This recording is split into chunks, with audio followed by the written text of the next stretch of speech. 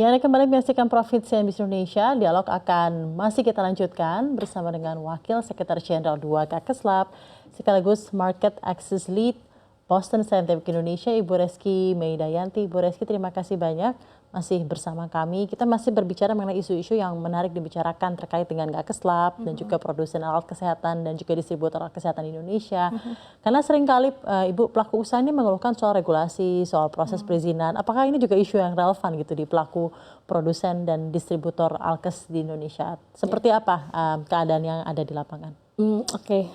Sebenarnya kalau kita bicara regulasi atau perizinan untuk produknya sendiri, Indonesia tuh sudah cukup mature dibandingkan negara ASEAN lain terutama ya gitu. Jadi kita relatif kalau dari sisi perizinan tidak mendapatkan permasalahan yang terlalu signifikan.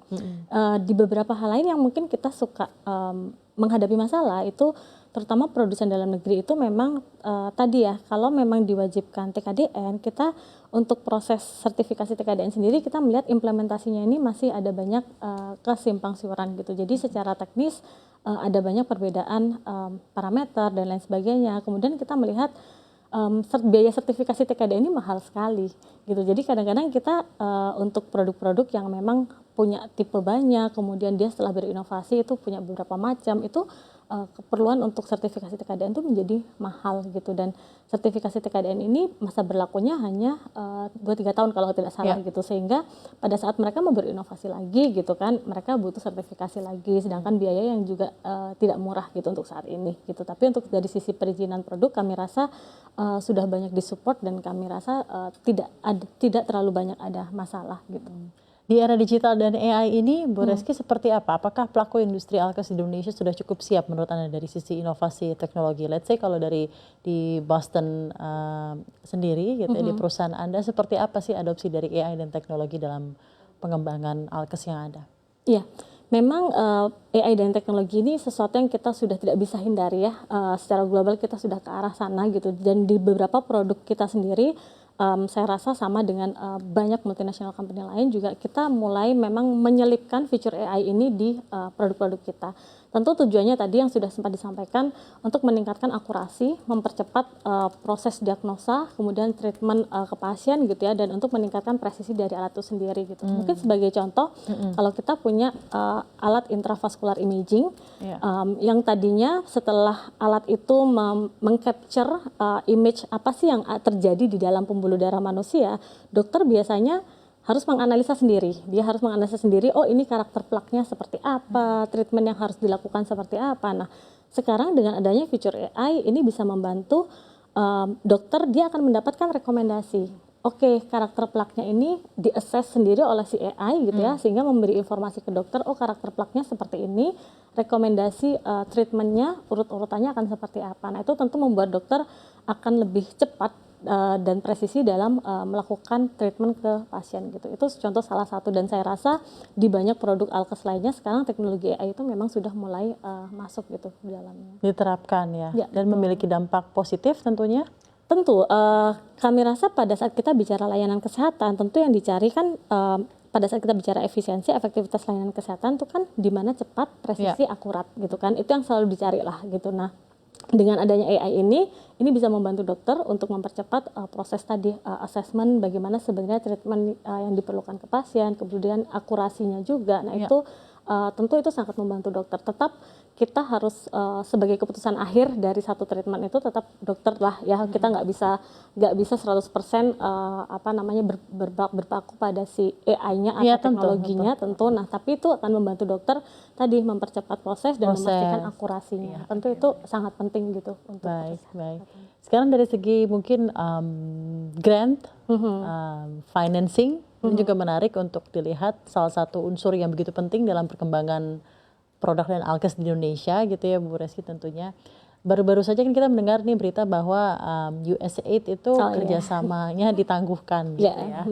Disampaikan juga langsung oleh Menteri Kesehatan Republik Indonesia Bapak Budi Gunadi Sadikin. Bagaimana hal ini akan mempengaruhi proyek-proyek alkes yang ada di Indonesia? Ya, sebenarnya yang pertama grant atau bantuan yang selama ini kita terima itu kan terutama untuk penyakit-penyakit yang memang menjadi satu beban kesehatan yang tinggi ya, seperti halnya TB, HIV gitu kan.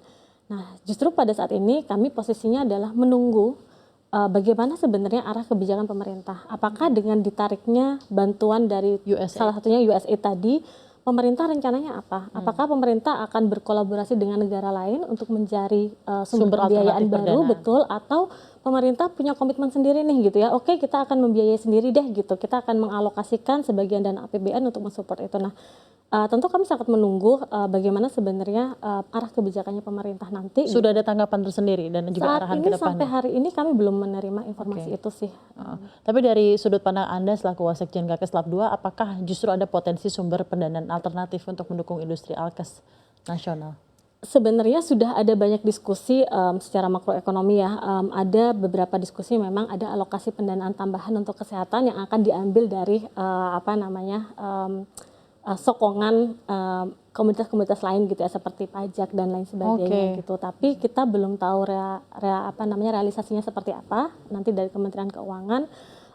Kalau misalkan alternatif pembiayaan dari negara lain, kami belum mendapatkan informasi ke arah sana. Oke, jadi masih sembari menunggu. Betul. Tapi ketika mendengar hal itu, berarti memang sudah siap pasang-pasang siaga ya ke depannya seperti Iya, apa betul. sumber alternatif pendanaan ini? Iya, sebenarnya yang kami khawatirkan terutama kan tadi ya, karena pendanaan ini sebenarnya saat ini difokuskan untuk penyakit-penyakit yang memang potensi beban kesehatannya akan sangat penting di masa mendatang. Tentu kalau kesehatan kita menurun, artinya secara sumber daya itu nanti akan ada banyak yang sakit, kemudian penyebaran penyakit menular terutama itu menjadi semakin parah, tentu itu akan berpengaruh ke produktivitas penduduk kita gitu. Dan artinya tadi kembali lagi pertumbuhan ekonomi yang mau dicapai akan seperti apa kalau kualitas sumber daya manusianya menurun karena berarti kita melihatnya dari makro point of view. Betul. Gitu ya. Bu Reski, berarti kan sebenarnya dalam hal ini keadaan makroekonomi memang sedang tidak pasti gitu ya. Banyak volatilitas global. Kemarin juga beberapa minggu lalu ada penerapan tarif resiprokal Trump ya di antara negara, dan ini kan juga nanti akan berpengaruh bagaimana trajektori produsen dan distributor alkes di Indonesia ini juga akan melakukan atau mengekspor barang-barangnya dan lain-lain. Apa pesan yang mungkin sudah disampaikan atau diskusi apa yang sudah dilakukan oleh Gakes Lab kepada pelaku industri alkes Indonesia dalam menghadapi tantangan global yang saat ini? Tadi juga ada tantangan domestik, ada juga TKDN gitu ya dan lain-lain. Seperti apa sih yang peran dari Gakes Lab sendiri? Ya, kalau ke internal anggota, kami tetap terus mendorong anggota untuk tetap melakukan ibaratnya investasi atau pengembangan produk dalam negeri, karena tentu itu berperan penting di ketahanan. Kita nggak mau terjadi seperti pandemi yang lalu, di mana pada saat kita butuh satu support alat kesehatan, kita harus rebutan dulu gitu kan dengan negara lain gitu. Kita tetap mendorong ke arah sana, sembari in paralel kita juga berkomitmen kepada anggota perusahaan bahwa kita akan terus meneruskan aspirasi-aspirasi tadi, kebutuhan regulasi apa sih, insentif apa sih yang sebenarnya memang dibutuhkan oleh anggota gitu. Dan kami berharap proses diskusi panjang ini memang akan berujung ke tadi dibuatnya regulasi ataupun roadmap yang jelas gitu ya, bagaimana sebenarnya arah perkembangan dari industri alat kesehatan yang diharapkan pemerintah dan juga komitmennya, sehingga kami dari sisi industri bisa dengan maksimal mendukung pemerintah dalam hal ini untuk tadi memastikan bahwa transformasi sistem kesehatan ini memang bisa berjalan sesuai dengan apa yang kita impikan bersama.